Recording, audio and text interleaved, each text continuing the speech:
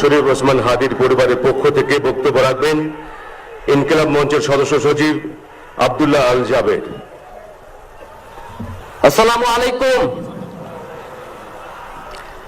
আমরা কি এখানে কান্নার জন্য এসেছি?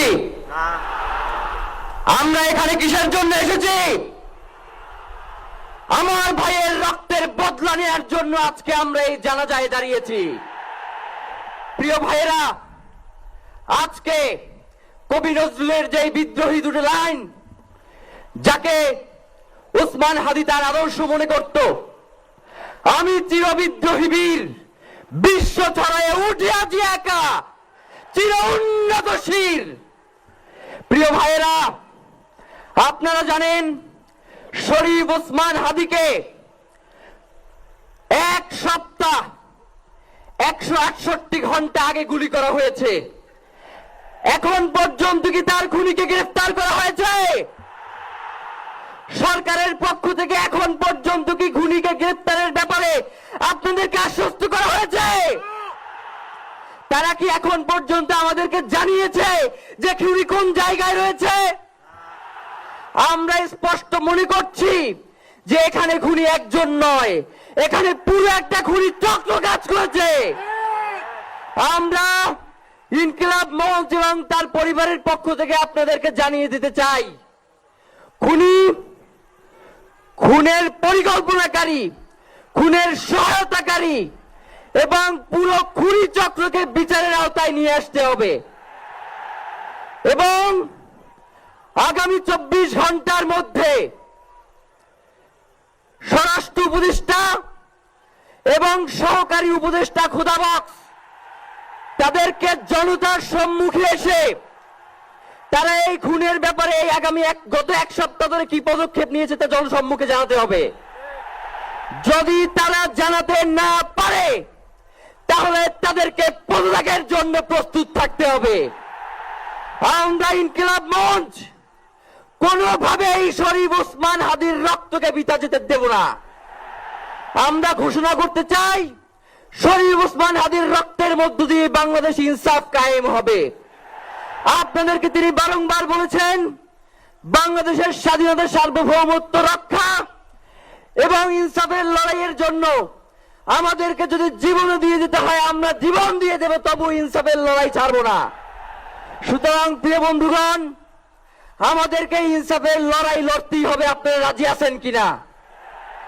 এবং সেই সাথে আমরা আরো বলতে চাই, সিভিল মিলিটারি ইন্টেলিজেন্সের মধ্যে ঘাপটি মেরে বসে থাকা আওয়ামী দোসরদেরকে চিহ্নিত করে গ্রেফতার করতে হবে। প্রিয় সংগ্রামী বন্ধুগণ, শরীফ ওসমান হাদির পরিবারকে জানানো হয়, রাষ্ট্রের পক্ষ থেকে আপনাদেরকে যদি কোনো সুবিধা দরকার হয় আপনারা আমাদেরকে বলবেন। আমরা শরীফ ওসমান হাদির পরিবার থেকে রাষ্ট্রকে জানাতে চাই, যদি এই রাষ্ট্রকে রক্ষা করতে শরীফ ওসমান হাদির পরিবারের 5 সদস্য, তার ভাই এবং বোনদের যদি রক্ত লাগে তারা দেওয়ার জন্য প্রস্তুত রয়েছে, তবুও এই খুনিদেরকে চিহ্নিত করে বিচারের মুখোমুখি করতে হবে। আমরা আপনাদেরকে আরেকটা ঘোষণা দিয়ে আজকের বক্তব্য শেষ করতে চাই, ওসমান হাদির নিরাপত্তার জন্যই কোন জায়গা থেকে তার লাশ নিয়ে যাওয়া হবে আমরা জানি না। ওসমান হাদি ভাই কি মৃত? তিনি আমাদের লক্ষ কোটি তরুণের মধ্যে জীবিত হয়ে যাবেন ইনশাআল্লাহ।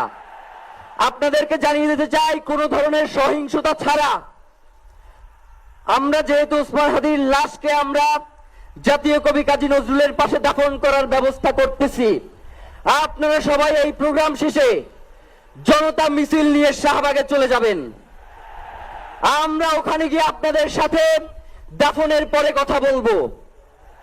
হয় বাংলাদেশের স্বাধীনতা, সার্বভৌমত্ব থাকবে, বাংলাদেশের ইনসাফ কায়েম হবে, নয়তো আমরা বাংলাদেশের জন্য রক্ত দেওয়ার জন্য সবাই প্রস্তুত রয়েছি। এবং ইনকিলাব মঞ্চ ব্যতীত কারো কোনো প্রোপাগান্ডায় আপনারা কোনো ধরনের সহিংসতার পথ বেছে নেবেন না। আমরা ইনকিলাব মঞ্চের পক্ষ থেকে আপনাদেরকে জানাবো কখন কি ব্যবস্থা গ্রহণ করতে হবে।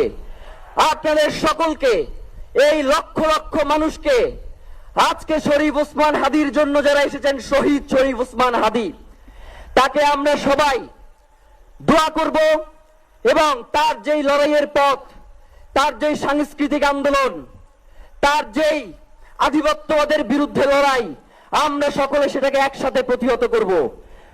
বাংলাদেশ জিন্দাবাদ, ইনকিলাব জিন্দাবাদ, নারায়ে তাকবীর, নারায়ে তাকবীর। দিল্লি না ঢাকা, দিল্লি না ঢাকা, গোলামি না আজাদি, ক্ষমতা না জনতা, আপোষ না সংগ্রাম, দিল্লি না ঢাকা। আমার ভাই কবরে, খুনে কেন বাহিরে, আমরা সবাই হাদি হব, গুলির মুখে কথা কব, আমরা সবাই হাদি হব। নারায়ে তাকবীর, ইনকিলাব ইনকিলাব, মুজিববাদ মুর্দাবাদ, ইনকিলাব জিন্দাবাদ।